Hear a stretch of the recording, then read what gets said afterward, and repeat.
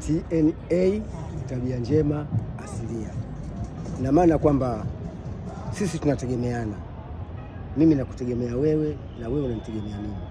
Hata kama ukifanya biashara, inategemea hela yako nipe mimi. Na wewe ukifanya biashara unategemea hela yangu mimi nikupe wewe. Kwa hiyo ile hela inazunguluka.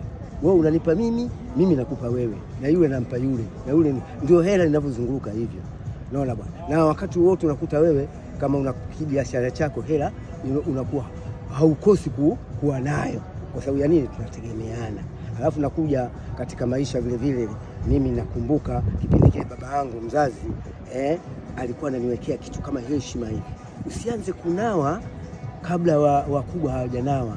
Wanaanza wakubwa kunawa, alafu ndio mwishoni. Hata vinyama tulikuwa tunagawiwa tunawekewa kwenye sinia pembeni hivi. Ukimaliza tena ndio yako hiyo, basi ushamaliza. Sio vijana wa sasa hivi tu pamoja watu wameshaingia kwenye bakula na chukua ponge hapaje. Sio heshima nzuri. Sisi tulifundishwa hivyo na wazee. TNN, tabia njema asilia. Tabia njema asilia. Asante sana. Mimi Kibinda. Bye bye. Sawa.